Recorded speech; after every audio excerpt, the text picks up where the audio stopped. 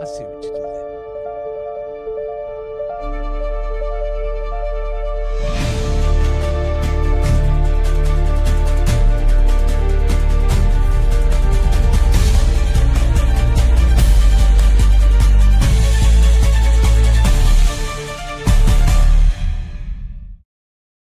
Hello and welcome back to Debriefing on the Captains Quadrant. We are going to be debriefing with Jason Roy Gaston, VHS Jase, and myself, Captain Joe Dove. We are so excited to be chatting with you about Starfleet Academy. We had a blast. Well, I had a blast watching both episodes. I was surprised and I was overjoyed and elated, and I had so many emotions. So here I am with my good buddies, all from different parts of the globe, and let's just have you guys say things rather than me rambling. Hi, my name is Jason, and I'm an alcoholic. Okay, that's good, Jason. I still can't believe I put on pants today. We were off to a great show means to me. I'm willing to put on pants. I put on pants. Very rarely does the camera go down there, so I didn't even bother. Well, that's why you're not popular at the park, Jace. Well, yeah. Well, why I am so popular at the park. Okay. Park, right? Depends which park. Depends on the park. Well, let us go ahead and say hello to our wonderful, wonderful friends that are joining us for this fray. We're talking with Karen McLeod, 2026. Hello. Liz. Hello. Holly Mac 79, one of our beloved patrons. Hello. We're going to be talking about some stickers that she's going to get, but we will talk about that later. My Figure Universe. It's going to be live. It is live. Do you want to know that it's live? My Figure Universe. There we go. It's live. I've got a secret live. There, all right. 1, 2, 3. Come on and join me. There it is. This is the same word. I think that's a nod to a certain other show with famous people that used to be in Star Trek that decided to also jump into the podcast world for some fucking reason. And their show was taped, but we're live, baby. Wow. Did you hear that word? He dropped the F-bomb. I did drop the F-bomb. That's beef. That's beef. I curse. I know I'm the religious one of the group. Yeah. Every now and then. The podcast, we've already been demonetized. Thanks, Joe. No, as long as you don't say it in the first 7 seconds, you're fine. Hey, he's just afraid that's all the second words I will use will be swear words. No, I save that. I save that for other places. You've opened up the floodgates for this fool right here. Wait, we can say F word? Well, you can blame me. You can blame. Oh, look, it's Australian. Well, go back. What did My Figure Universe say? Okay, to be or not to be, our good friend. Oh, yes, of course. I'll believe it when they read a comment. Well, all right, we've read many comments. Well, yes. Which one? Hello. Which one? There's two. That one or the pretty one? Excuse me. What can you say? You know, that's why it's always so fun to join podcasts with you American guys, because there is no narcissism here. There's no ego whatsoever. We are the most important people, so we don't know what's going on anywhere else. Did you know an American friend of mine was saying to me yesterday, and this is true, oh my Lord, the Verizon outage. Oh, yes, that was huge. Like anyone in Australia would give a shit about your mobile coverage in America. But Americans can't be with Welcome, Jessica. This is the quality you get on this show. No, this show is very good. Trust me. Jessica, we're so glad to have you on. And I'm going to glad to have you. Yes, we're going to give you a shout out because she did something very special. As you guys know, last year, my mom, unfortunately, went to be with the Lord. And I am wearing, of course, the amazing Cosmic Mom shirt. And I'll be doing so for the entirety of this series and in as many Captain Quadrants as I can. I also made a couple of these, so you guys know I'm not wearing the same exact shirt every time. So I do clean them. But she did something really amazing. I wanted to share. She made me a Vulcan, so I'm half Vulcan, and made Mom it's a great picture, don't get me wrong. I love it. I absolutely love it. Holy crap, you look like a special needs Vulcan, John. I love it. It's wonderfully done. The artistry's there. I'm just saying that in a world where you're mixed with the species Vulcan, Yeah, you look like the Vulcan that maybe was held back a couple of years at school. Well, I definitely would be Spock in this case for sure. I'm such an asshole. But yeah, it's Wonderful work. so nice. You can check out the other one on my profile. The other one is just equally as beautiful, if not more so. Can I just say though, as much as I'm laughing at you, the one of your mum is absolutely gorgeous. Isn't it absolutely perfect? Good. She looks amazing. Right? Joe, you got some work to do, but your mum looks amazing. She does, man. Thank you so much. I had some difficulties the last couple of days dealing with the remnants of this whole thing, and let me tell you, that made my day. It really did. But gentlemen, we're here to talk about Star Trek, not about Joe Trek, and we're here about Starfleet Academy, the first 2 episodes. The first half of the show will go into the first one, so let's go into the first one. Kids these days, Jason Roy Gaston, VHS Jase. Let's go into First Contact. Thanks. If you couldn't tell, we are not a very serious Star Trek podcast. We like to have fun. We like to joke. We like to laugh. So, Jason Roy Gaston, kick us off. What was your first? Well, you see, I hate this show because the internet told me to. No, I'm going to say it right now. And I got on here thinking that this was going to be like a controversial statement. I figured, I'd be like the one person standing in front of the rising tide, but apparently this is being shared with everybody. This show was absolutely delightful. Yeah. And I was in it from the first 10 minutes. I was fully invested in this show. There's not a single character in this cast that I do not like on some level or another. And I also think that Laura Thawk is probably one of my new favorite characters because she is just so funny, effortlessly funny. And at the same time, I would be afraid she'd rip my spine out if I said something wrong to her. But yeah, that's where I'm going to just start out saying I am not only pleasantly surprised, this is a quantum leap of shock that Starfleet Academy is as good as it is. I'm in it. I'm here. I'm going to watch the rest of it. It's great. And if you are not watching it because you're sitting there going, well, everything that Kurtzman touched turned to poopy, shut up. Watch the show. Seriously. Every single person I've seen who's griped about this show has either not seen it or they're not in the target audience. And it's like, come on. I know the show's not meant for my age group, but you know what? I can still enjoy it for what it is. Jase, let's hear it. Are we getting Old Man Yells at Trek? Or are we getting... What are we getting? Go ahead. Look, honestly, okay, well, I'll just rip the Band-Aid off. No, I agree. Like, for a pilot episode, first episode, this is really good. This is really good. So let's put that out there straight away. Yeah. I really wanted to come at this is, what is the purpose of a first episode, right? What is the idea behind it? What responsibilities do you have telling a story? And that is to introduce yourself to the universe, introduce yourself to the audience to all the different characters, and establish a defining characteristic from each character, and then set the stage for what is going to be an ongoing story. This is kind of textbook perfect in that, like, meaning they establish a universe and they do it in such a way that having 60 years of, by the way, let's start off how amazing that new little intro is with all the ships. Oh, I forgot to load that. Dang it. Chef's kiss, I love it. Jase, you don't like it? That's your first complaint. You don't like it? It's not that I don't like it. I think it's lovely.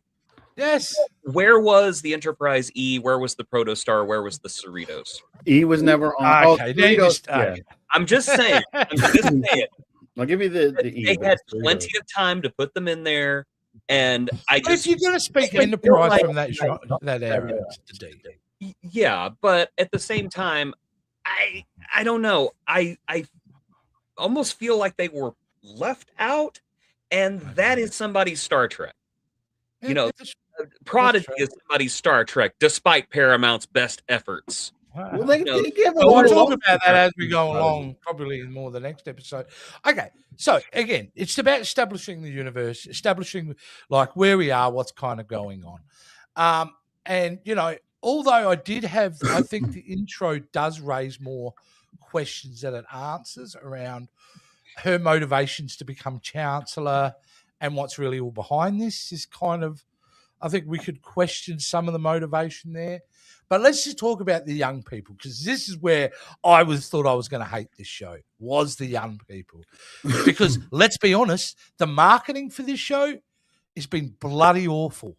The trailers, the one-sheets, everything about it has been awful. So a lot of people probably went into that with even just that baggage.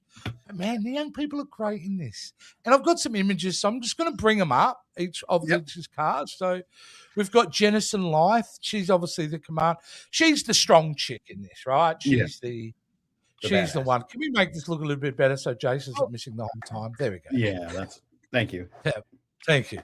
We've got her. I didn't mind her. She's probably my least favorite young person character, because there's not a lot has been established around her character at this point for me. So I don't have anything for me to latch onto her about, though she isn't cringy. You know what I mean? No. When she's on the screen and she's doing her line deliveries and she's interacting with characters, she's solid. Got zero problems there. We have Space Reggie from the Archies, who I like. He's right, Reggie from the Archies. Except he could do some cool things with his skin. Bit one note, bit on the kind of nose, but for all intents and purposes, the one characterization about his ability to morph and stuff made him interesting enough. So yeah, he's the next one. Here's my favorite though. This is my favorite young person character in this show is Sam. Yes. Really? Yes. Wow. You cannot instantly fall in love with this character. She is delightful.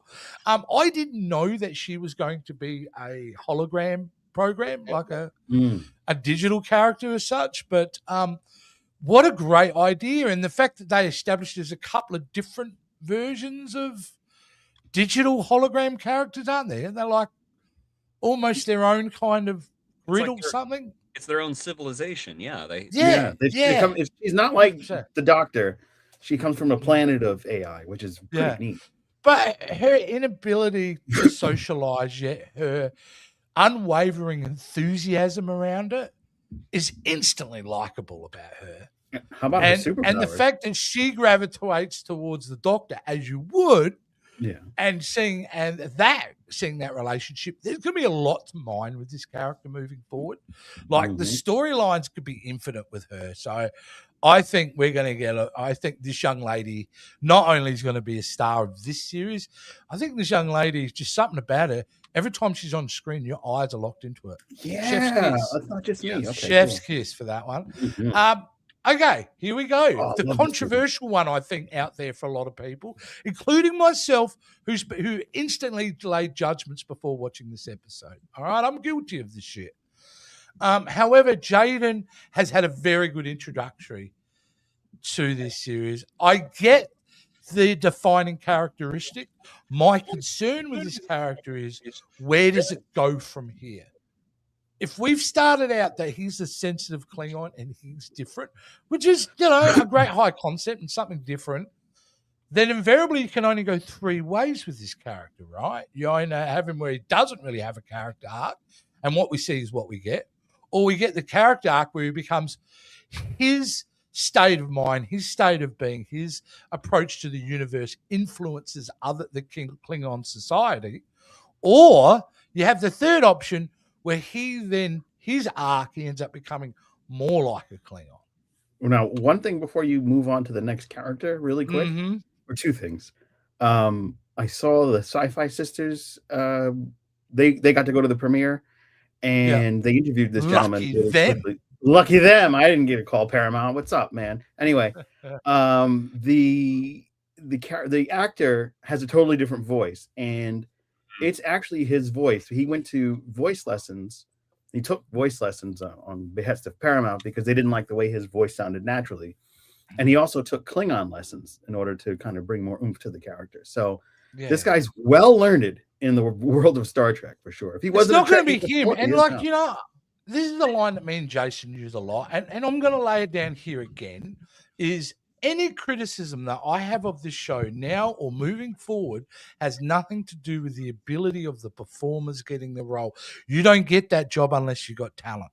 So that's right. established. So anything I say is more around the direction, the writing, and that with the character. That's my concern with this character, guys. Where are they going to take him that is going to be sustainable and interesting enough and not annoy people? Because there are going to be some people out there, if they turn around and go, okay, well, over the 2 seasons, we're going to see him become more like a traditional Klingon warrior. People are going to go, oh, great. So look at that messaging. You know, you're not allowed to be sensitive. That's not good enough. Yeah. Well, if you go the other way, other people might go, well, what is going on here? This is ridiculous. Like, this isn't the Klingons that we know. Why do we have to evolve them to this state? So that's going to be an interesting one and a tricky one. It's almost like Star Trek fans are never happy. Oh, that is, how offensive is that to Star Trek fans? Now I'm unhappy about that. So true. So true. Here we go. Caleb.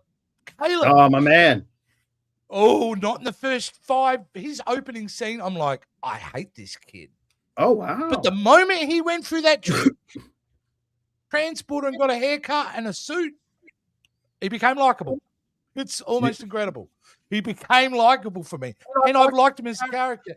And that's really important because we are going to watch this series primarily through his eyes. Yes.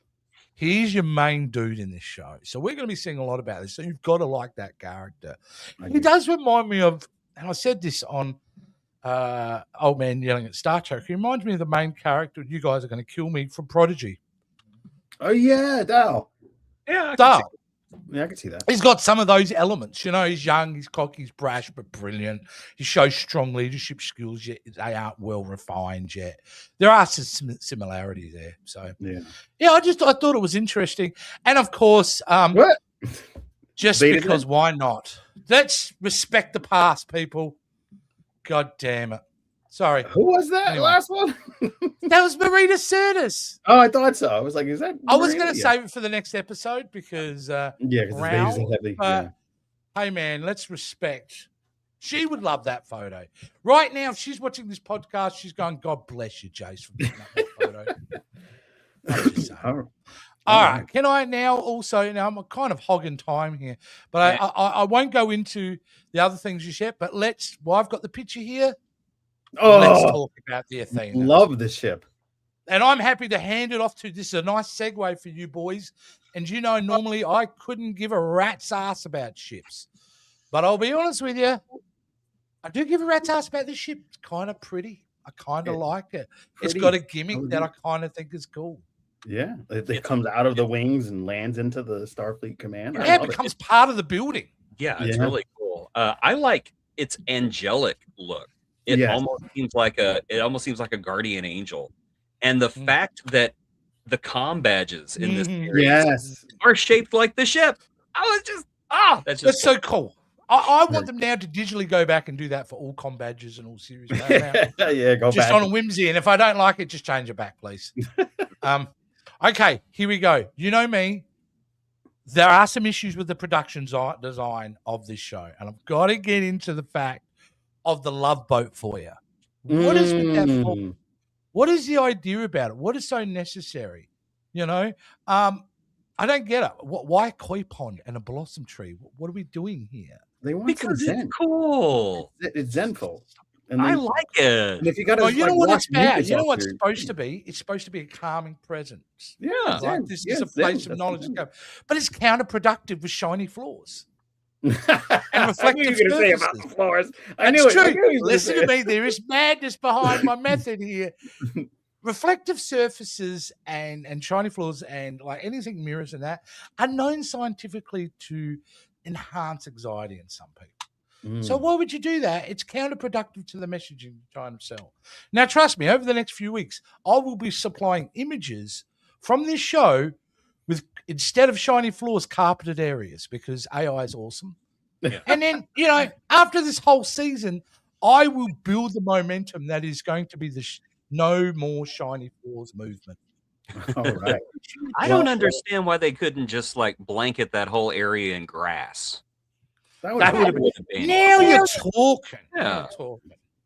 Well, but man, that is the biggest set that was ever been built.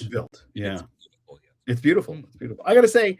And anyway, I got it. No, I'm sorry. I just had to interrupt. I am going to literally. No reason. I've been trying to talk for now. No, we know. We've been stopping you. We try to do this. So I absolutely love the show, as you guys know. It was no secret that I was going to, because I knew it wasn't going to be a 90210 type of Star Trek thing, because Tony Newsom, one of the writers, and I knew the show was in good hands. One of the things that I will say is the other characters, the adults in the room, so to speak, very, very great characters. It was amazing to see the Doctor come back, the captain and evil boss that if he's only in this episode and they hyped us up for just that appearance and that's it. No, he's not just in this episode. No, I don't think so. He is. Look, it can be questioned, as much as I love me some Paul Giamatti. I really do. And I see why he signed on, because how often does Paul Giamatti get to do a knife fight? All right. So I'm sure he's like, this is awesome. Yeah, but you can't sit here and say it is not borderline cartoonish performance. Oh, absolutely. And it's purposeful. It's purposeful. Oh, yeah. Because he said the right. They're like wild, like Jacob Pog. Yeah. Paul, he's having the time of his life on this show, and he's so much fun to watch. He is. And I absolutely love Laura Thok. She has such a presence on every time she's on the show, and even offline, she's got such a presence as an actress. So I really am looking forward to where they go with the genesis of this character, especially because of the connection to Deep Space Nine, being that she's half Jem'Hadar. Her father was a Jem'Hadar, her mother was a Klingon. I know everyone loves her, but once a junkie, always a junkie. I think the junkie thing's over with. But you notice her blood's white. That was her blood was white, so she was on it right there. Yeah, she's 100%. Paying attention to that. It's always white. But one of the things she's amazing, right? She's a great number one. She is essentially comic relief, though. A little bit at this point. But she is a comedian at trade, so that's probably I want to see her get into like a life or death fight with somebody and just absolutely rip somebody in half. We'll get whenever she playfully punched Jaden and he flew across the room. Yeah. And of course landed with that ow. I'm just like, she could kill everyone on this show if she wanted to, and she probably wants to. But she knows she wouldn't get paid if she did. So another thing that I noticed is I think the reason why I liked it so much is it's almost mirror play out in the beginning to Star Trek 09, because you have a young future captain that had to deal with a traumatic loss of his father, this character, of his mother, in a very dastardly way by a villain. There was some tweaking, but it's a very similar mirror look to 09 in a way. And I absolutely loved it. And I don't connect those dots, Joe, but I'm glad they connect for you, son. If you think about it, Kirk became captain after dealing with a lot of... Dude, that's a long bow to stretch, man, but I'm glad you're going that long when you think about it. Hold on, who's done? There we go. 09 took place in space. Academy. Yeah, that's right. No, but think about it. Kirk lost it. Kirk grew up without his dad. This guy grew up without his mom. They were both had to deal with a lot of hardship right off the bat. Kirk before he was born, this character while he was a young boy. Right. We got it, dude. We got it. Yeah, no. So there was a lot of little similarities. Star Trek in this title, there's Star Trek in that title. You know what, both guys. That's hilarious. That's hilarious. And the other thing, Holly Hunter. Let's talk about the captain, man. Like, how chill she is. Yeah. I was watching. I wasn't watching. I was reading an interview with her the other day. And the weird way that she sits in the captain's chair was Holly Hunter's choice. It was not in the script. Because she said she got on the bridge, she looked at the chair, and she thought, oh, I can just like sit in that thing. I'm going to have adventure setting in that. And she had adventure setting in it. And I liked that. I had a problem with it. There is an old school part of me, and I could objectively criticize my own opinion here, but there was an old school part of me was like, how dare you disrespect the chair like that? How many people have served, given their lives, served with honor and duty, and you treat it like that skit from Family Guy when the first ever Star Trek skit cutaway Family Guy ever did was a joke on how he sat on the chair and he kept moving around and all that. Oh, between No, yeah, that's right. Yeah, yeah. So I did. There was part of me that was like, "Hey, man, that's not cool." Like I was okay with the height adjustment because that was kind of that was funny, actually. But I didn't like the way she sat on it. But that's just me got to get over it because she is a very different leader of a character. Like, yes, she's I mean, to call her a captain is probably not accurate. She's chancellor. Yeah.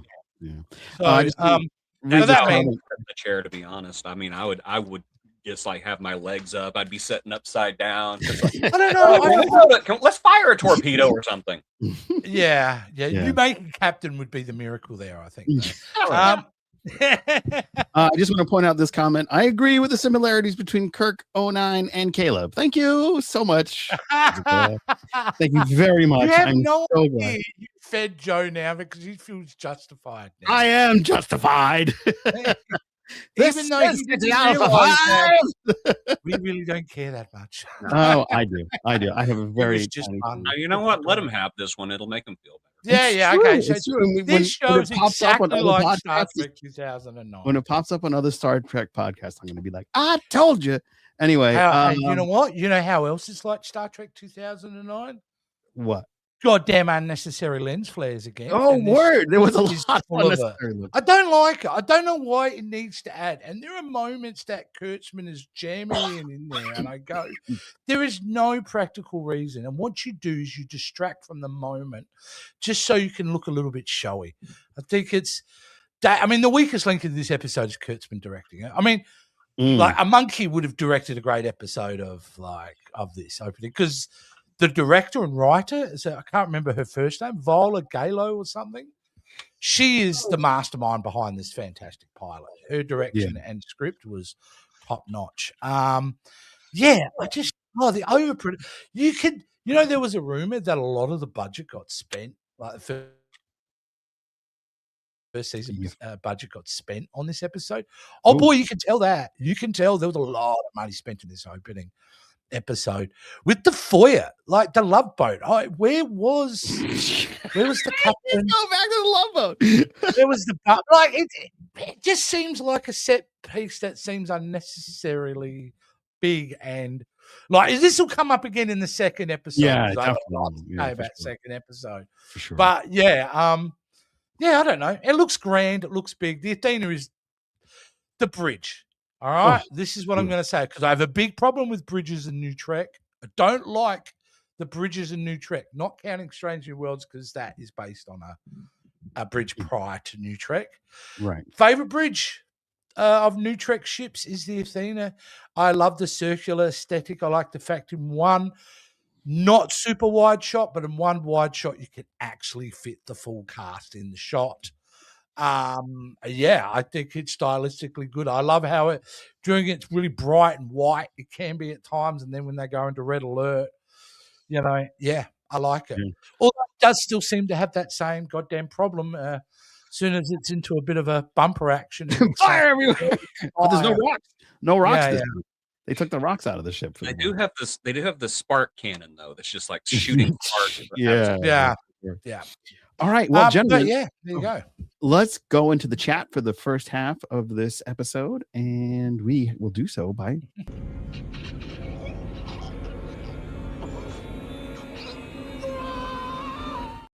Yes. We have a lot to chat about. If you want to call in, you can.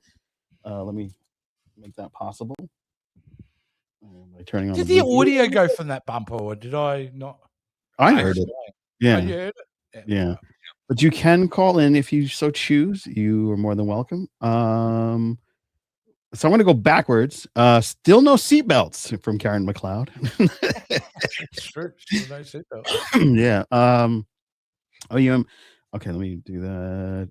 Did Jason just compare to the bridge to the Love Boat? He did. No, the foyer. I think he wanted to be on it. Yeah. Totally.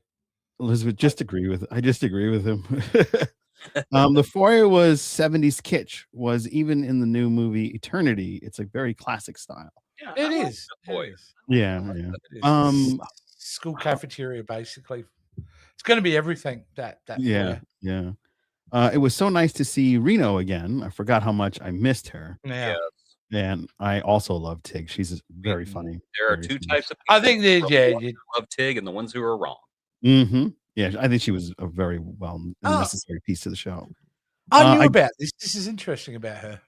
I just read that Holly Hunter has a speech issue. I didn't know that. She got the mumps as a child. Oh boy. And is deaf in her left ear. Wow. And she tends to speak out of the right side of her mouth. Oh, I knew that. I just never, I didn't remember it until now, but I've heard that before. I think that's one of the things that gives her such a distinctive. I was going to say, I think it makes her sexy, her speech issue. To be honest with you. I was going to be pervy about it. I always thought Holly Hunter was it in a bit. Every time she was on screen, you could close your eyes and just hear Elastigirl in Starfleet. Yeah. Yeah. You brought that up in last night's agony booth. Those curving buttocks just walking down the hallway. Oh boy, good evening. So good to see everybody. Church people might be watching, Joe. Yeah, what the fuck, Joe? Yeah. Every now and then I do the cusses. I do the cusses in real life. That's how I am. The person that knows me for the longest is our buddy AJ Orsini, excuse me. And let me tell you, he knows how much of a bomb I drop the FC. How are you, mate, by the way? He's a really cool guy. Yeah, it was nice to have you guest appear on my other channel called To Be Seen. 1 week later, talk about movies that are out. Very cool. Don't you do it. Don't you plug your channel yet. I'm not going to plug. That was it. Jessica, welcome. I am a longtime absentee. That's true. We are trying to recovery. She was recovering. Captains Quadrant recovery. It happens after a while. Holly Mack says we are trying to give George Carlin a run for his money. Yes, I do be cussing sometimes. Thank you. It's good to see you. This is why I have Mint Mobile. Yeah, so he didn't get caught in that big blackout. I have the other company. I'm not going to drop the name. That whole Verizon thing. Verizon thing. Like, it really wasn't about Verizon. It was just the sense that you guys think that everybody else on the planet knows what's going on in your little in our little bubble, country. Like your stuff's too weird anymore. The rest of us you're like the weird cousin at the party now. We're all trying to avoid you. We know you're there. You think you're the most important person in the room, but we're all just trying to avoid you, USA, at the moment. Yeah. I get it. Sorry. Yeah, we get it. We get it. Totally. Sorry about that. Sorry, totally sorry. Liz gets free internet. I sleep with the Verizon man. Well, I'm assuming her husband is. Everybody has to get internet the best the way they can. Yeah, let's move on. That high-speed delivery. Yeah. In and out really quick. Loads of data packets that way. If you're ever interested in saving money, I have the same quality network. Ask me, I'll help you. Okay. Is this turning into Facebook Marketplace or something? I feel like it is. Yeah, we're selling stuff on the Captains Quadrant. Thank you. I appreciate that, Liz. All AI guys. I don't have that kind of talent. My honor to do. I still look great. I don't care how you did it. I was always told Vulcan Pombo couldn't hurt me, but here we are. That was the picture. I think Vulcan Pombo needs to be taken down to the river and told about one day. I want to pet the rabbit. I would want to caress the rabbit. I would like to caress the rabbits. Jason, don't give me that look, man. He knows that's funny. He knows it. Yeah, it was. I only watched one and I'm hooked. I'm a huge Gina fan. There we go. Mm-hmm. I like both episodes, so I assumed I was coming on here to be told that it was shit by you guys, and I'm glad to see I was wrong. See, even my figure universe is swearing now. Why do I feel like my Australian influence is actually, I should be feeling guilty about this, but I'm not. I'm actually genuinely enjoying it. Like, flags will be raised in Australia full mast today based upon this. Yeah. We're part Australian today. Didn't accept that. Didn't accept she was find a way to find Caleb. Yes. She accepted. Like, that's the motivations, which is weird, right? Yeah. This is my issue with it as well. So she has no real interest in being involved with this academy thing whatsoever until Caleb, the C word, is named. Yeah. Because he's now, that's what I'm going to call him on this show now. Caleb, even though I love the guy, you're the C word for the rest of the series. So the C word, because that C word can mean good things as well. Remember that? Yeah, in Australia, different world. But yeah, she wasn't interested until he was brought up, and that kind of, it's interesting, isn't it? Because you're basing the foundation of this character's motivation to lead this really important next step in the Federation based upon guilt. It's not really guilt. It's she's a longevity character, almost immortal, and I feel like she wants to. Yeah, but her motivation doing, not the Federation. The Federation are coming to her because she's the best at what she does, right? Yeah. She's always going to have the best. Jase, take it. Okay, so she is a Lanthanite. She's hundreds of years old. She was there pre-burn. She remembers what the Federation used to be, and in her mind, the day that the Federation told her, we're putting that mother in prison and we're taking her son away from her, that was the day that the Federation broke for her. And that's why Caleb's fate is so important to her. Caleb is not just, I'm obsessed with this kid. Caleb represents in her mind the Federation's failing.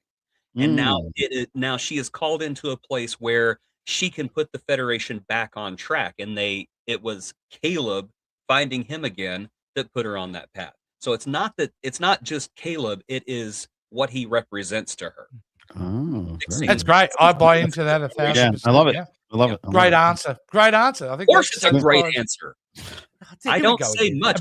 You give him a little bit, he goes this much, Americans. I go for a little hug and working. Look how important I am. Americans.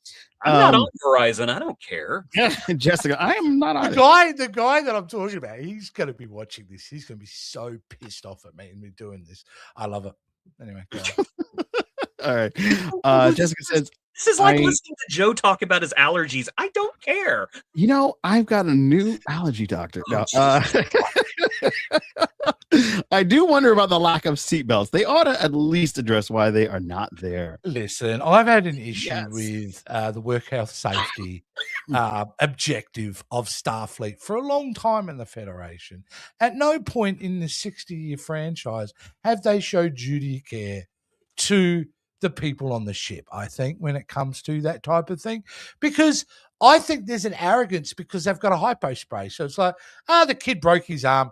Give it a couple of hours, he'll be fine. We don't need to put up railing. We don't need seat belts because we'll just fix them straight in. That's what I think's going on. So I do agree. Seat belts wouldn't help. But the old style from like the 70s car, so with the big belt, clink, as they kind of go in. Yeah, that would have been. That would be Kelvin seatbelts at one point. That whole that was a cool moment. Yeah, that was. Every time they listed a disability on Holly, Jason got me more interested. Interesting. It makes her flawed, and because that she shows what is possible for people with flaws, there is no ceiling. Word. That's what made it special for me and my mom. I wish I could avoid the U.S. and I live here. Yeah. Hey, with her though, I will say, even though I was like questioning the motivation, she really proves her worth, I think, by the end of that episode on the way she handled, because she's a real student. Like Jason had mentioned to me kind of privately, that's just like how teachers are. And from that perspective, she does come across, because she's quirky as all hell, right? Yeah. Like, yeah, she's different. And that's fine. That's great. That's not a problem. And Jason goes, that's just how like teachers are. But it does say that even through that lens, and he was making a joke at the time, she's all about the students, right? Yeah. Like, even by the end of that first episode, she's all about the students, Her relationship with Caleb, though, still bothers me because at this point, and maybe it's by design, that she is making choices that seem more focused around his objective and her objective rather than the whole Academy's objective at the moment, but maybe there's a reason why. Yes. Let that man cook. Great answer. And I'm assuming that's for Jason Roy Gaston. Nothing is perfect, but Starfleet accepts that, and humans now. Okay. We are going to play some beautiful bean footage, and that bean footage is of the break as we transition into the other episode that we are going to be talking about, and that what the hell are you talking about, Joe? We are going to thank our patrons. That's what we're going to do.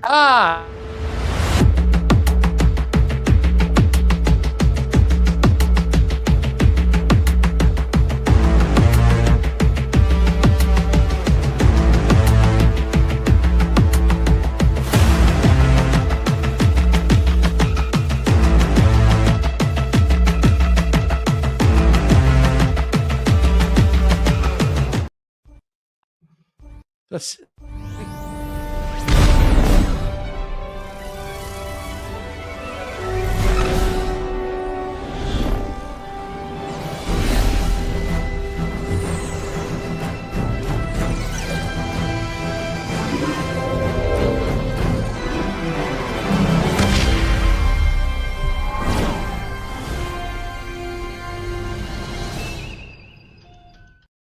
Yes. There was plenty of time to put the Cerritos in that.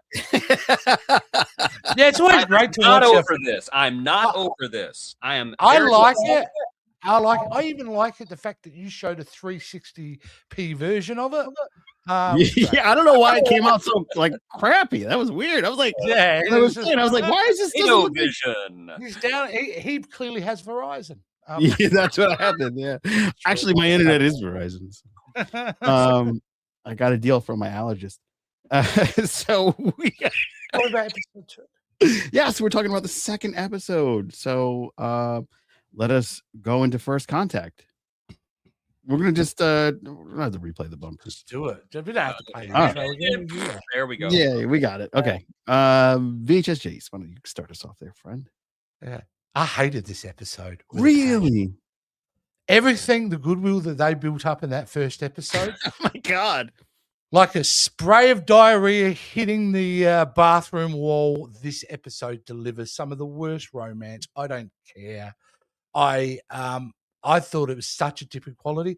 I was on my phone quite a bit in this episode because it was terrible. They went into soap opera material here. It wasn't for me. Romance is not a strong genre for me, and maybe that has something to do with it.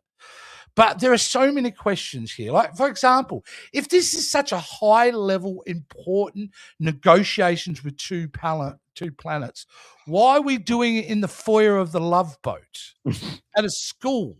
Shouldn't there be high-level talks at Starfleet around this because of the stakes are so high?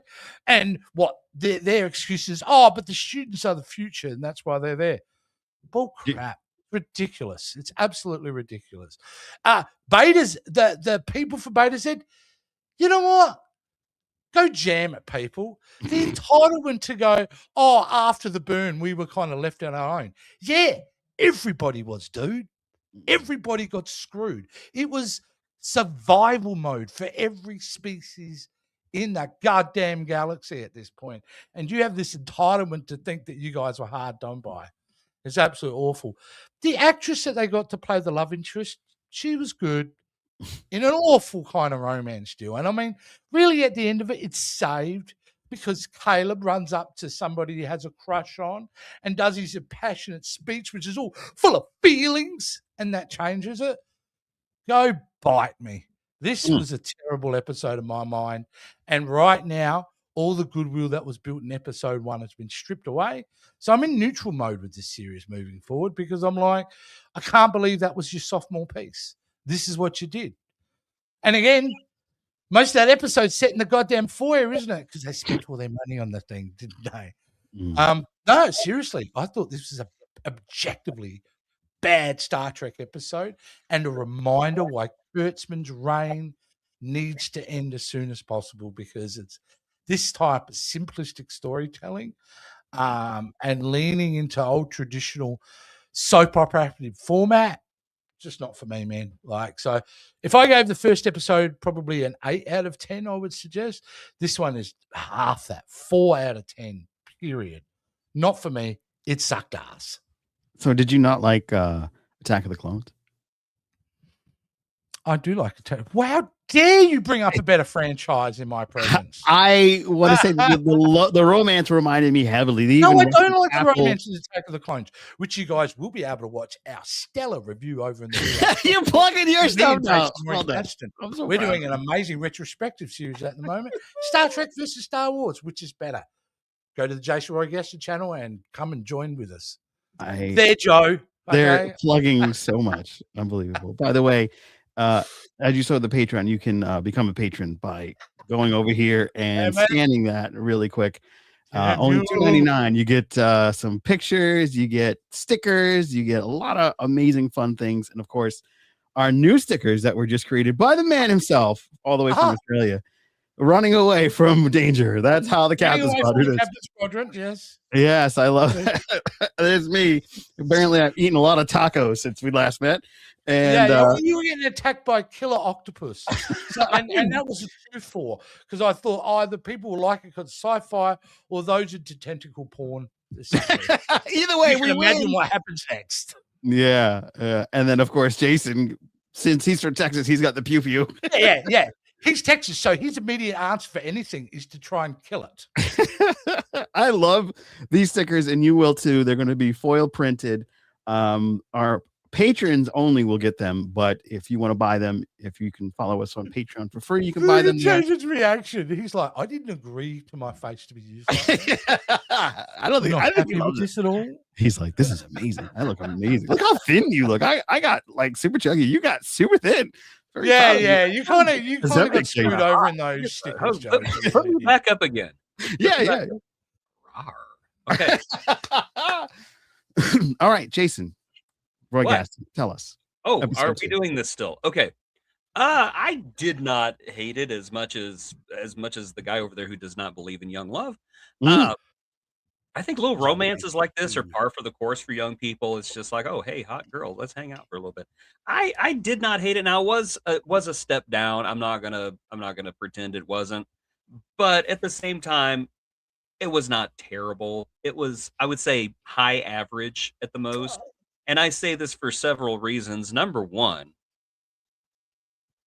we got a brick car show up. Yes. In the very first scene. And I was, whenever I saw it, I was like, oh, is that Rock Talk? Oh my God. I got a question. Is Rock Talk? I don't think it was Rock Talk. I think it was just another brick car. But they speak. Yeah, I was so happy about that because I love that despite the fact that Paramount seems determined to erase Prodigy, that Academy's like, no, we're going to celebrate it. We're going to put a friggin' Bricar right in front of there. And then not but about 20 minutes later, an exocomp officer. And I don't know if you saw, this exocomp was named the exocomp. I see now I giggled. I can't remember. Almond Basket. Almond Basket, yeah. Because peanut hamper, almond basket, yeah. Yeah, so that means that the naming tradition for exocomps, sentient exocomps, is a type of nut and then a type of container, which means somewhere out in the galaxy there is an exocomp named Nutsack. Oh, that's pretty great. Lowbrow. That's okay. No, that was very highbrow. Highbrow joke about okay. I did love the cameos, I will say, in that episode, and I knew, Jace, you were going to melt down when you saw the rock dude. Yeah. I knew you were going to flip out on that. But can I be the thorn in the side, the miserable old fool? Go ahead. We would be surprised. It's a red flag, Jace. They are red flags because they knew they had a crap episode. So the only thing they could do with it was shove in cameos like that. And they were done in post. The exocomp was in the first episode. Yeah. Oh, it was too. But both still red flags. Where is it? Where's my overlay? My classic overlay. I think there it is. There it is. Which you can go check out, by the way, over the James Roy Gaston. Oh, whoa, double plug. Hold on. Old man yelling at Star Trek. Well, I go on unfiltered rants about Star Trek. Please there you go. Check it out. Well, it's also collabed on this channel, the Captains Quadrant, that you can watch down below. I'm also here. Well, yeah, me too. So go ahead. What else did you have to say about that episode? Or you done? I'm kind of the same way about the Beta Zeds. I'm just kind of like, wow, you guys suck. They suck. We're the only ones who suffered in the burn. The Federation's like, we lost 99% of our fleet and personnel overnight. Shut up. And that's right. Is it me, or did the Beta Zeds completely forget that they have like telepathic powers? No, that was What? For the one, because she had the little implant, but for the rest of them, the king was, or the leader was deaf, right? The actor is actually deaf. So I'm just saying, from a science fiction perspective, no, you're right. It makes no sense for the Beta Zeds to have to communicate with sign language. They should be communicating like this. Yeah. I don't understand that. And I'm not saying, it's bad that we have a deaf person on the show. No, I'm all for inclusion with people with disabilities, and I think that's great. I'm just saying it doesn't make sense for a telepathic species to communicate with sign language. Just it's kind of basic, right? Yeah. But there are a couple of she wore an inhibitor that she would prevent herself from reading people's minds. Just her, because it was just her. The rest of them. Well, I always got the feeling her antenna was pretty big. That's why she had to wear it, because she felt more than others. Yeah. Oh, I didn't get that. Yeah, and she said that she could hurt people. So they're kind of But how, Chase? Do you see like someone, when she's hurt someone because they're running down the hall going, she's so mean. Is that type of hurt we're talking about? No, I think there was a Starfleet Academy comic book back at the end of the 20th century. And I kind of think they're borrowing from that, because there was a Beta Z character in that comic book who was kind of like a prodigy whenever it comes to that, because like he developed his mental powers and everything, and he was stronger than the average Beta Z, and that was something that he had the ability to basically hurt people with his mind, and so people didn't really trust him. So I kind of think maybe they read those comic books when they invented this character, and maybe that's what's gonna happen with this character. I don't know. She went off to the War College, so she's probably learning how to kill people with her brain. Which, again, that would be awesome. That's fine. War College does feel like that 80s teen college movie. That's the bad sorority down the road. Like, it does give that little bit of vibe, right? Like, a little bit. Until the very end. It is kind of telling that the Federation was in such a state of decay that they actually renamed Starfleet Academy the War College. Quite honestly, what kind of psychopathic government full of morons takes an existing organization and calls it, I don't know, like the Department of War? They must have named the War College over that. They must have. They probably got inspired. This will be the best college ever. I'm not going because I'm scared of serving, but somebody else will. And I'll be with the Academy, especially the little ones. We're gonna go to the Academy Island. walk through the dressing rooms and see these beautiful women. That one right there is made of rocks. I don't get it, but it's beyond. Oh boy. You know what else doesn't make sense? When did this show get to be so woke? There are other things that don't make sense in this thing too, like some of the characters, like the famous black and white character. Yeah, they're back from the dead. White, who somehow they came back from the dead. The last two in the universe. That's the only way you can. No, they came back in. They were in that terrible movie we don't talk about. Section 31. Have they ever explained why or how? When you firmly established that they were extinct, at least, instead of just having a cameo, give us some sort of bloody explanation. I don't know. I would have to go and rewatch that episode, and that episode is so hard to set through. It's Frank Gorshin. Frank Gorshin love, eh? Yeah. I don't know. I don't know if they actually said that they were all dead, or I think they're all dead. Maybe there were little pockets of survivors. Maybe the Enterprise found them and is like, "Hey, this place sucks. Let's take you over here." Maybe they were on another planet that day. It was like, maybe they were like going to get groceries in the Tellar. They came back. They came back in their minivan spaceship. Like, oh, honey, this is a bad neighborhood. Wait, isn't that our moon? What the hell happened? Something else I wanted to mention now I think of it was I expected more connective tissue to Discovery than what I got. Yeah. And I'm not saying that in a negative or positive way, but the most obvious one being, wow, we spent so much time in Discovery with Tilly becoming to go be a teacher and focusing in on that. And it's 2 episodes in and we haven't seen it yet. It seems a bit, I'm sure they're saving her for a reason, but it just felt like she was naturally going to be an organic part of the show.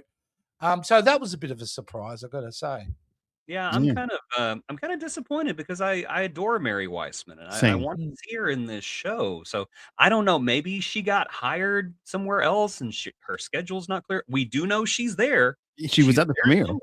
But Yeah. according to I didn't get the an invite. Scuttlebutt, she's only going to appear in one episode, Yes, I Wow, heard about that that's too, nuts. which I Yeah. am not happy with. I Yeah. want No, more of that is Mary nuts.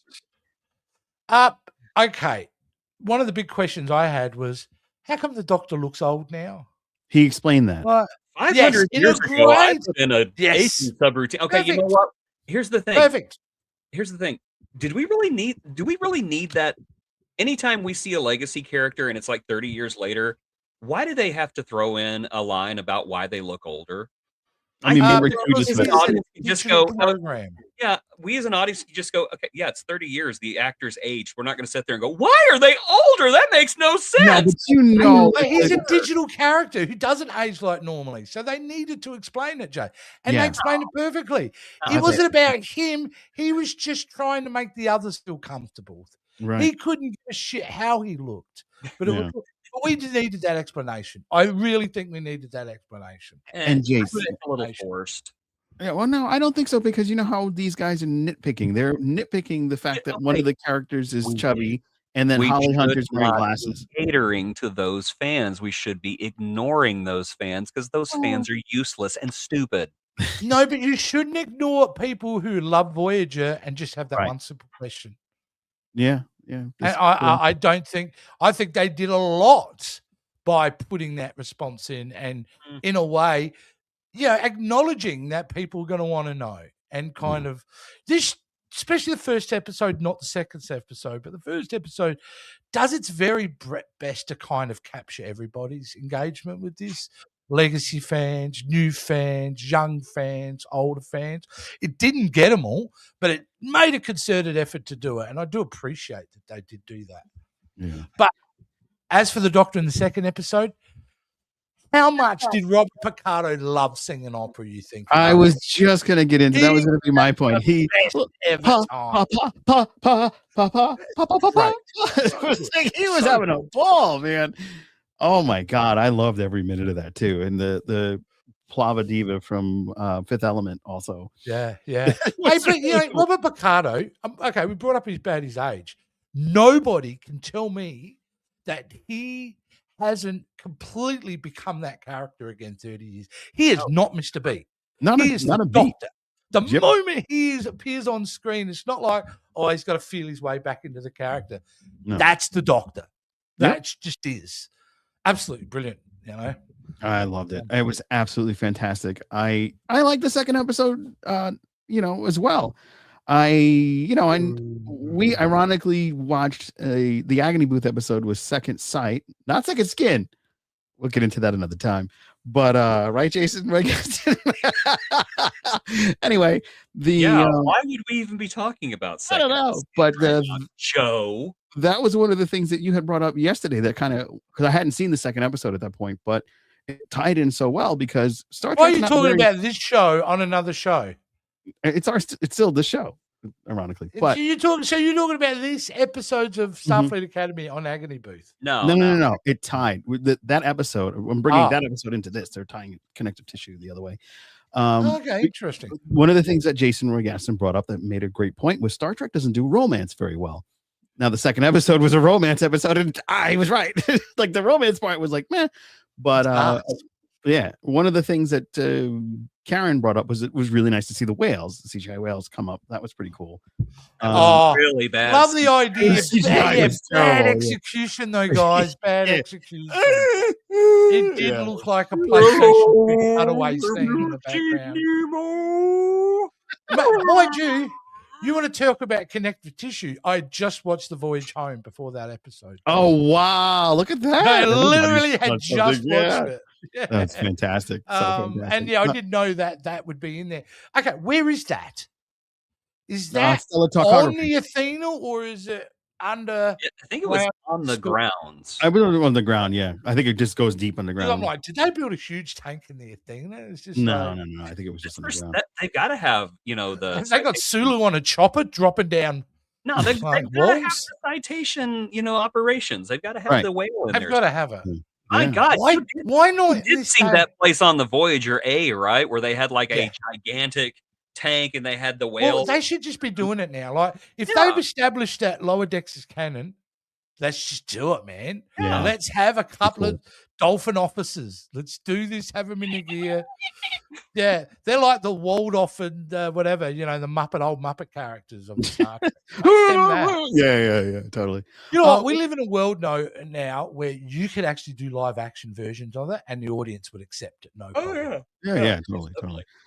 Some of the big highlights for me was the War Academy, and the fact that the War Academy was like, no, when they come on, we should be, we're gonna be all warlike and blah blah blah blah, and we should follow what I'm saying. And Holly Hunter, the captain, was like, "No, chill. I think this is an opportunity because they're bringing the kids. That's why they're bringing the kids," which I thought was kind of justified. And then having the betas go, "Nah, we need some help, man. We need some ships. We got to have them ships. We're stranded. We put up the shield." How dare they, man? How dare they? I thought that was very funny. Them is just irony. You know who'd be disgusted in that? This lovely young lady. She would be horrified at that. My goodness. You should have seen the view. Sorry, can we, Joe? Do you mind if I just? I think this is a better view than the other one. It really is. Some lotion on your back. What was I going to say? Yeah.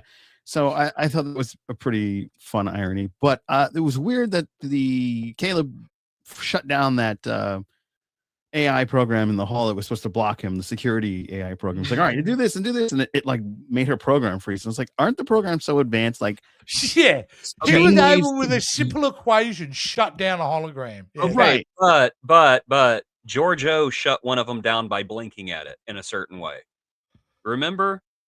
Because she looked at she was blinking. Man, that's a good memory. In what? In Discovery or that horrible movie? No, Discovery. Yeah. Yeah, that's a good point. It was a good episode. I just kind of because she was being interrogated by a hologram, and she looked at him and went.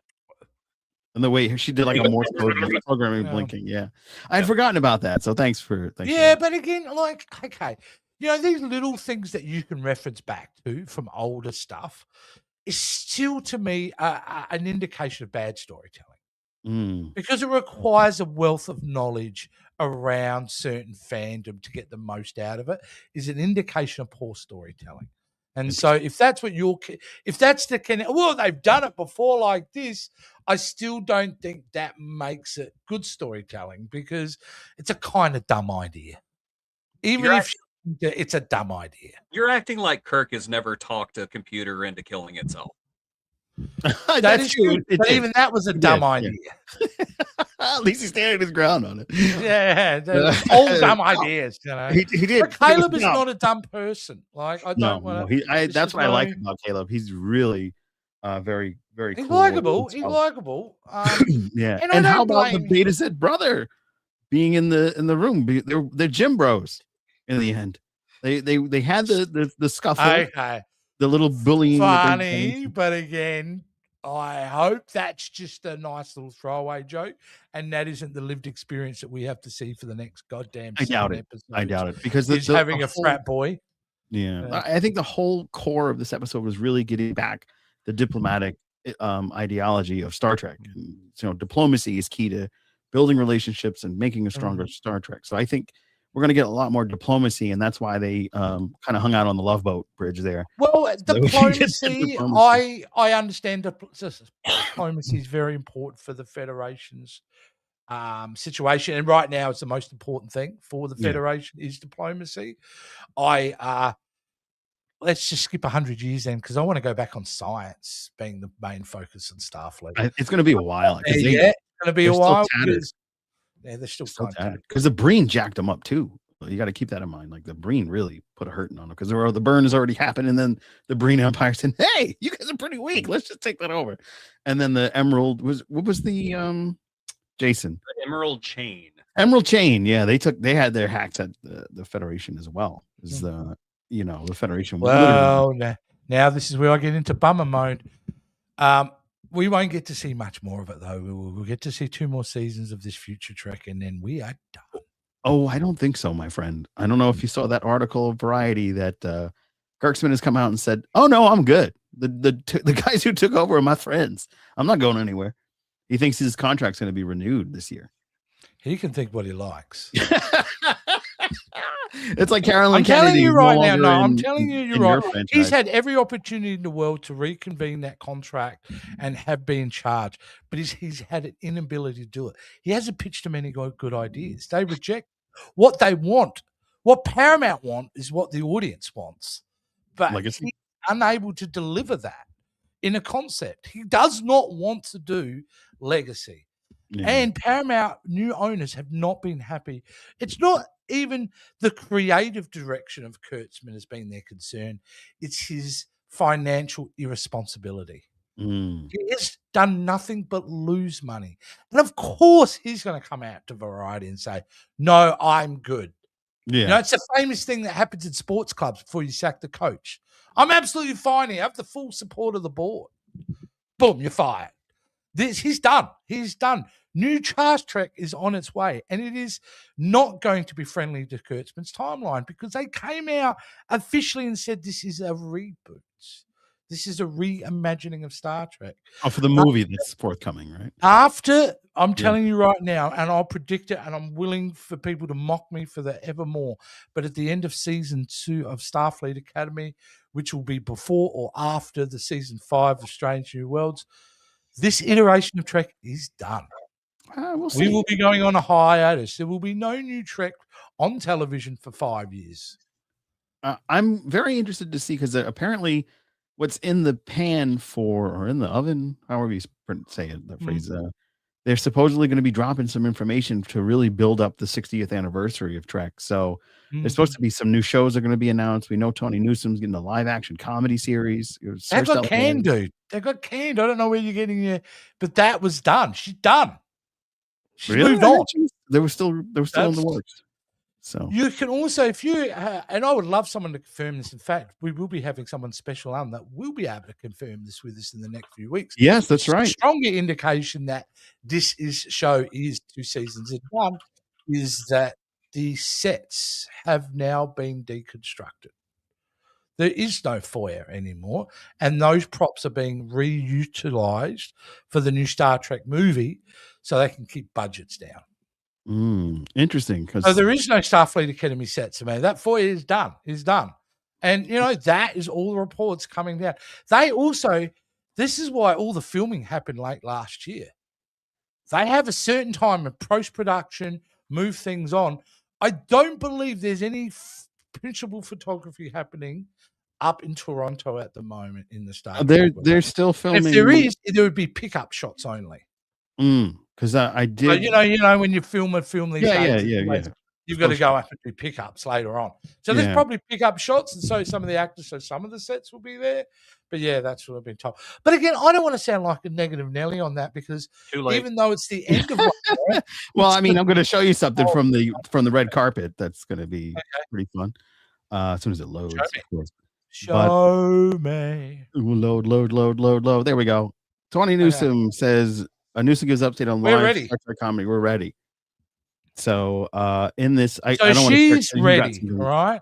Does it say Paramount has agreed? The conversations that I've had. Hey, we're finished writing it. Okay, so here's what they said. This is from because I want to give the proper credentials to the people that publish it. This is TrekMovie.com. They interviewed her at the red carpet from the one that I wasn't invited to for whatever reason. So there are reasons. The conversations. So Tawny said we asked her if there's any word from those who decide if the show gets greenlit. She says the conversations that I've had, hey, we're finished writing it, and everyone said, yep, we love it, and we're tuned in on it. And then it was Christmas, and the business is an interesting place right now. Who knows? Oh, okay, interesting. There you go. Tawny worked with director Justin Simonin to develop the series. Yesterday, she told us she feels good about what they created. I'm so proud of the work that Justin and I did. Yeah, mate, none of this only actually goes into my argument more than anything. Waiting on the decision. Yeah. So it's not happening. We're gonna see. Hey, okay, that's my stupid Aussie opinion on things, all right? And you take it with a grain of salt. I think it'd be fun right now. We've given our opinions on this first 2 episodes. But what are people out there thinking about these 2 episodes? And I thought we might go to our favorite place to see reviews, and that would be Rotten Tomatoes. Oh, yes. Rotten Tomatoes. Let's see what we've got. Why isn't it come up? Add to stage. Boom. There we go. Here we go. Starfleet Academy 1. This is the whole audience. So we have all critics. Click on that. We can go down. This is a mix between critics and audience. There's the top critics. But let's just go to all audience, all right? Mm-hmm. So these are the people at home. What do they think of this? Well, Herb B, I just watched Starfleet and loved it. So we got, look at this. Not sure about Klingon Jem Hadar's first officer with an Irish accent. Oh, no, you shut up. You shut up. She's wonderful, and we will protect her. Wait, Idris Elba has a new show out? He still gave it a 5 stars. He may not like her, but Steph W loves it. Another 5-star. Catherine M. I am thrilled with this cast. I'm thrilled with these young actors. The audience is digging this guy so far, right? Yeah. So far, the show is good. It does seem to be focused on a very young audience. Well, not very young, but it is done well. It will be fine. Looking forward to seeing more. Great. Here we go. Trekkie J. Trekkie John. The sloppiest Star Trek events are slopped. There's always interesting phrasing there, but I'll go with it. It's not really much. There's no explanation to why you want it. Now, I've seen that phrase repeated so much over the last 4 days that you can tell they are just like pulling that from one source. Oh, first time I've seen that line. I thought it was funny. Oh, no, I've seen it 3 times myself. I wish the writers, directors, and producers would get back to what made Star Trek great, with a good storyline and adventure, with great science fiction. Star Trek: Strange New Worlds is a good show. This one is not good and kind of goofy. Wait, Star Trek: Strange New Worlds is not goofy? They didn't watch season 3. Yeah, like, did you watch season 3 by any chance? Did you really watch it? Look, honestly, a lot of the audience here reaction, besides the typical, like, what can I say? The second I heard Kurtzman was ignoring fans, asking for legacy, you mean legacy, to make High School Musical version of Star Trek, I checked out. See, I have my bias against Kurtzman. That's fair. But I did go into the show with an open mind. You did? And I think you need to do that. You know what I mean? And I still, like I said, I'm kind of in neutral mode because I loved the first episode, didn't like the second one. But shouldn't your opinions be based on actually watching it before you that's why I hate the hate bots. That's ridiculous. Yeah, it is a hate box. But the non-hate boxes are actually not only saying they liked it here, guys. They're giving valid reasons why they like it. Yeah. You know, as a long-time fan of Star Trek, I've enjoyed this entry way more than other recent attempts. The effects are great. Who cares? Interesting characters that I'm excited to learn more about, and the plot get me engaged. Already eager to see what's next. I think that's a really good example what I feel the general consensus would be for this show. You know, I think if there was a poll going up, and you should put up a poll on your channel, Joe, of their opinions on these episodes, I think the majority would probably lean to that. I'll do you one better. I'll publish it on our brand new Star Trek Captains Quadrant website. Yes. Brilliant. You can go to Captains Quadrant. We have a website. Jase, do you guys, I didn't know you guys had a website. Wait, Idris is trying to tell us something. He says, drink more Ovaltine. No. Become a Patreon. Become a Patreon. How much fun did Paul have, man? Oh, he had a blast. Whoa. I wanted to bring this up. That jumped up. Both that is different. The tomato meter, that's critics' consensus, is 86% of the critics. Which went up. So in a room of 10 critics, 8.6 of them loved it. But the audience, the popcorn meter, what a shock this is, because we've just been reading what we thought was a general consensus, 43%. It's not a shock because the haters hate bomb the thing before it even premieres. Yep. So that is one thing that just kills me about Rotten Tomatoes is that they let people do that, and it's the dumbest thing ever. If you can say when you start seeing ones that are one day, well, that's still within the time frame. How do you know? Do you mean they hate bomb it whether they've watched it or not, or they hate bomb it before it's premiered on the streaming service? Before it premieres too. Yeah, it's Both, ridiculous. That's then. I mean, like That anyone with any is the knowledge most. would know to ignore that. Then, right? Well, you would I think, would but think. I mean, I think that hate bombing anything is like one of the most pathetic things that lonely little boys can do, and that's all it is lonely little incel boys. Like, Oh. "Got money." Mm. Well, There you it go. reminds me of Well, there was a Star Wars fan. I've been living that for a long time. Yeah, I was no. gonna say Star Wars, you know all about that, but Mm. Acolyte, R.I.P. It Did you watch deserves that? better. Just out of It curiosity. It had an. I don't care what anyone says. It had an audience. All right, there are people that like that show. I Whether like that was made for me or not is inconsequential.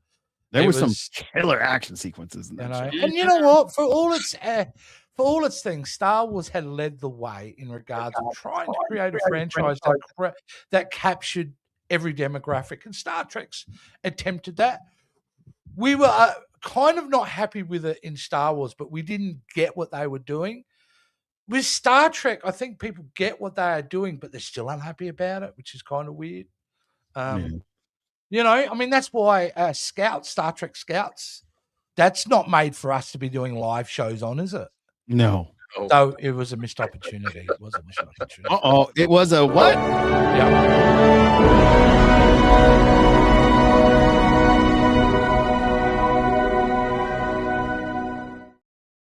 I would like to caress the rabbits. It was in his contract that he was going to walk off set, so he did it. He walked off set. Well, that's going to wrap it up for this episode. The kind of is, what has the audience got to say about? Yeah, let's fire at will. We like that one, right? Fire at will.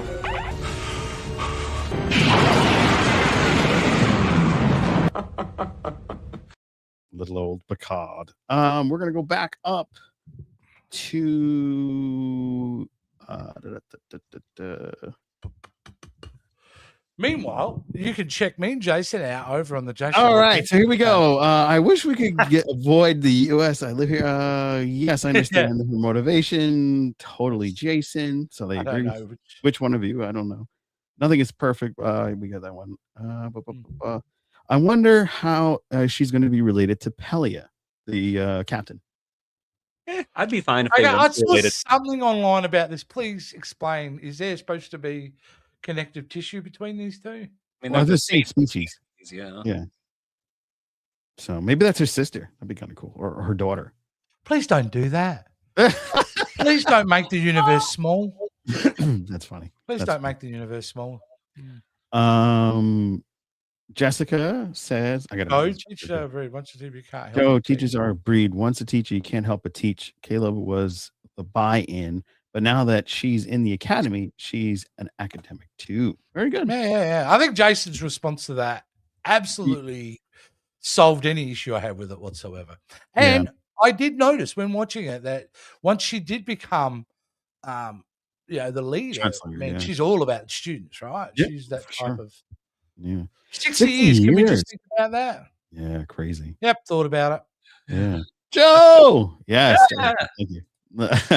Karen McLeod said, "I love the callback to the whales. I did think the romantic fighting was dumb." I like this lady very much. Karen McLeod is awesome. Not the whales. No, she liked the whales. No, you call them by name. You call them by name, all right? If you're going to mention any whales from Star Trek, you make sure you call them by name. What are the names, Joe? George, Gracie, and Jillian. Those are the three whales that we know. And yes, Attack of the Clones did. Yeah. I saw so much Star Wars in this first episode. Oh, interesting. A lot of people were saying, "Why are the kids in the Jedi Council?" That's what I kept seeing on the internet. Oh, right. Why the kids are there? Yeah, Karen McLeod says, was great. It really was. Yeah. Well, that's why that one person thought it was High School Musical. They tuned in for that one part and they're like, "Oh, it's High School Musical." And then but if you ever wanted evidence of someone who loves their job, just watch Robert Picardo in that scene. Exactly. You can tell it's just his best day at work ever. Absolutely. Liz says at Karen McLeod, "I am an opera buff, so that part was okay. If there was a scene in the second episode, again, didn't see it, I would love to see Sam join the club." But Sam joined. Yeah. In the end, she joined, right? Yeah. She's going to be part of it. No, for sure. For sure. Yeah. Yeah. Lol. Karen McLeod says, "I assured he wasn't used to He was used to using his voice because they're telepathic, and that's for the beta. No, remember he pulled out the thing at the end, and I can say this because I'm half deaf, so I'm trying not to be offensive, but they are my people. And then finally when he says, he goes, yes. Yeah, he was deaf. Yeah, the actor is he deaf. Sounds like yes. Yeah, which I loved because it's the second disabled person they put on the show, like Bruce in Strange New Worlds. So well, they keep doing episodes like that second episode. There's going to be a whole lot more disabled people at the litany. Better. Okay. Jessica says, was the sign language for the others in the audience? Yeah, I don't know. That was a bit murky, right? I still don't know what the hell are those kids doing at that meeting. That seems so also unsecure. Like one of those. Well, I know they were just bridging the gap to make them go into the Starfleet Academy. Yeah, but you do it in a little meeting. They kept coming back to these negotiations. Yeah, that's true. Well, they had to learn diplomacy. I think that's what it was. Because Mako College doesn't have the same ring. Okay.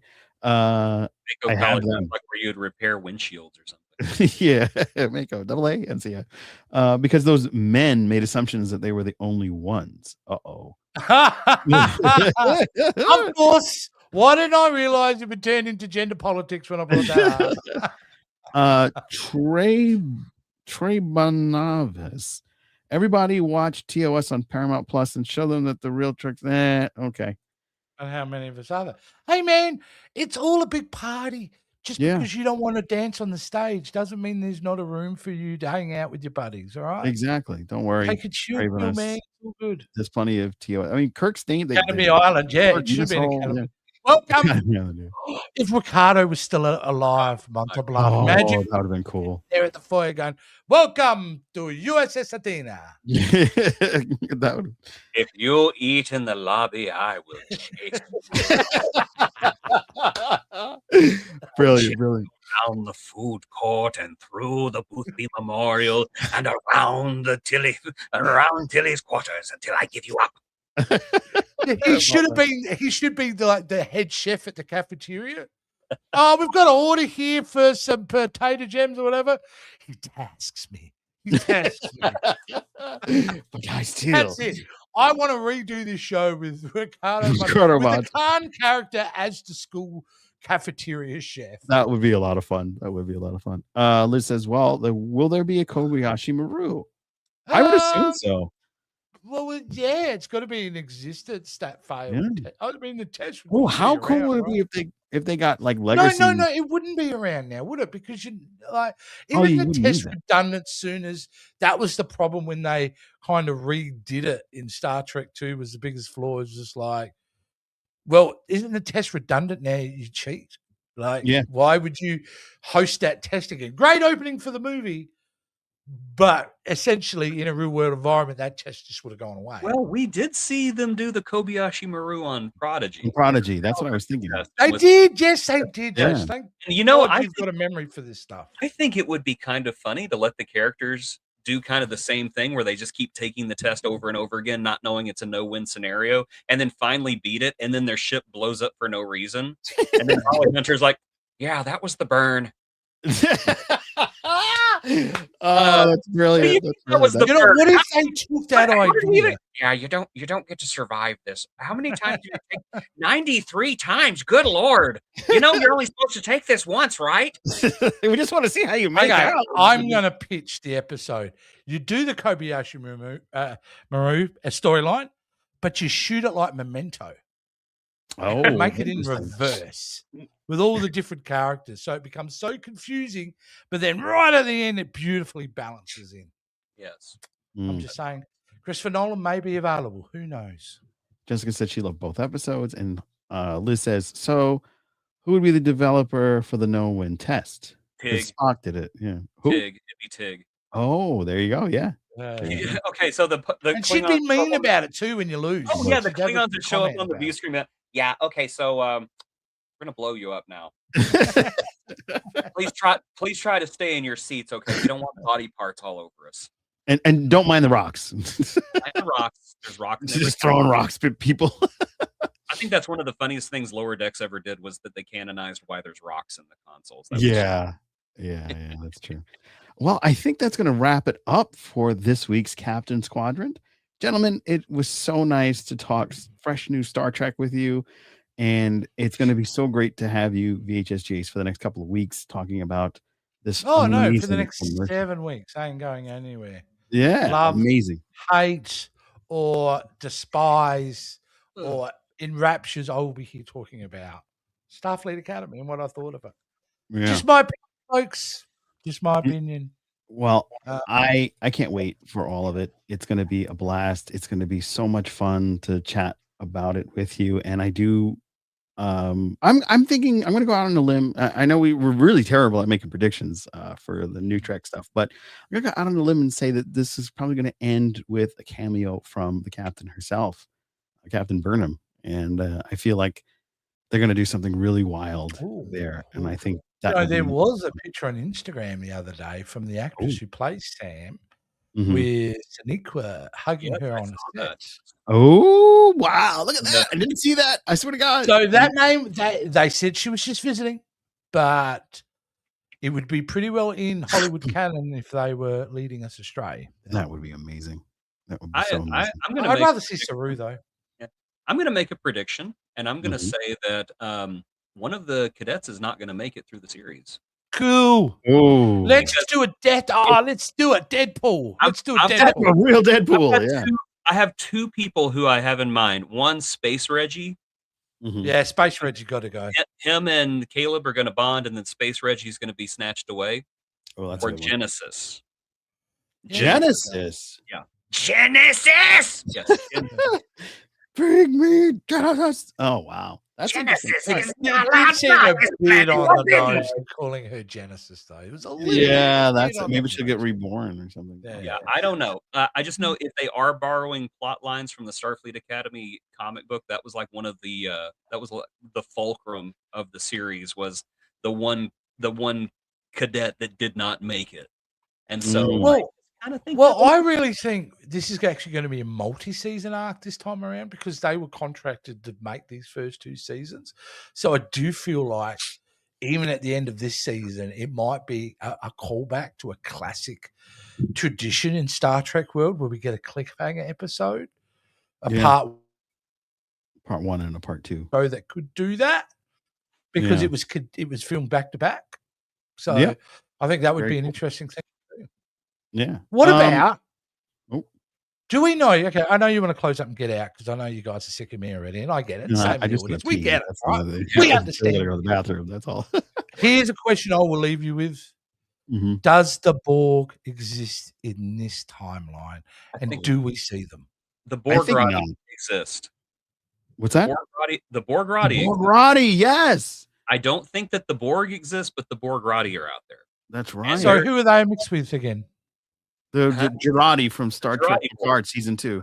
The Borg-Rati are out there. I would like to see them. I'd like to see what happened with the weird Borg. I don't know. I think that'd be cool. Like they show up and it's like, I have several drones. I mean students for you. Go on in there. We will touch them on the neck. Don't do it. 7 of 2. Don't do it. You know what? Make them hippies this time. They've evolved to a point they've gone opposite. You don't so they become this loving where they just give everything away. Yeah, we want to give you this technology and biological DNA. We all exist as one, man, in one giant hive mind, brother. Your cultural and technology will like adapt to service us or something. I don't know. Don't eat my mushrooms, man. Last time I did that, I assimilated some tribbles. All right. What if they de-evolve so badly that they actually are Packlets and then they go back in time to reestablish themselves? The Borg, we as go. a species 900 years prior. Maybe that's it. The Borg, we go. We make. It's like the sequel to Idiocracy, isn't it? The Borg turning into the Packlet. All right, let's get out of here. Borg, we're opening up communications. Yeah. Guys, this has been absolutely wonderful. If you enjoyed the show, be sure to like, share, and subscribe. Those things are super important. Be sure to hype because that's the new thing on YouTube. And if you were listening to us on the wonderful wonderful world of Spotify or wherever you listen to your podcast. We thank you, and big shout out to Sarah B. We can for assimilate. commenting. Ow, I did my eye again. Ow. Oh, and I think shout out to the audience. Thank you for being such. Oh, guys, thank you strong so much for contributors. taking part of this journey with us. This is so much fun. Lovely Be to sure to have be you here there. next week, everybody. And we're going to be giving away stuff. So the winner this week is Liz. Liz Witch gets a beautiful Pez of Black Panther. Yes, I know it's not Star Trek, but I just want to let people know that we have another show called Wormholes, where we dive out of Star Trek and into other science fiction genres. You want to know the truth? Chadwick. Everything that's given away this season on Starfleet Academy, not one of those things comes from the world of Star Trek. Nope. So I'm delighted about it. Joe was told to declutter, and so he's just giving his stuff away. No, that's not true at all.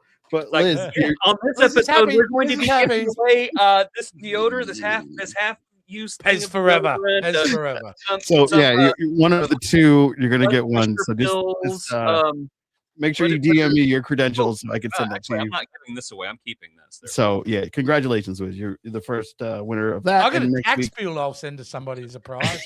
There's an unused package of hot chocolate. You know, I'm not doing that. There's plenty of goodies. There's plenty of goodies, and at the end, the finale, we are going to be giving away with the actor from the show. We're going to be giving away a mug, but we're going to next week and the finale going to have another special guest, and that is none other than the actor Damon Jones himself. He'll be joining us in the Captains Quadrant to share his experiences here on the Captains Quadrant of Starfleet Academy, and that's him actually on the set. Wow! So this next time, you come for the Star Trek, but you stay for him. Yes. Exactly. See, look how that's the only reason I agreed to be on this season that he was going to be on here. Yeah. So very excited for that. Thank you. Ollie Mac. Whoop. Yes, damn straight. That's right. So we're going to get experiences in life from the shuttles, and I just hope he comes onto the show and go, I'm contracted to say nothing. Hey, I'm glad to be here. Can't tell you anything at all.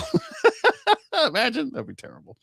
All right, guys, until passing out. Yes, he does that to a lot of people. What can I say? Yeah, you won't be the only one. This time with the deodorant again. All right, guys. With the deodorant. I don't get that joke. You know I smell good. That's just because he held up his deodorant because he was going to say, "Hey, I'm giving away." All right. So win prizes. Be sure to subscribe, become a patron, and have a lot of fun. Until next time, live long and prosper. Or as we're gonna go caress the rabbits. Take care, guys. Or as we say in Australia, go fuck yourself.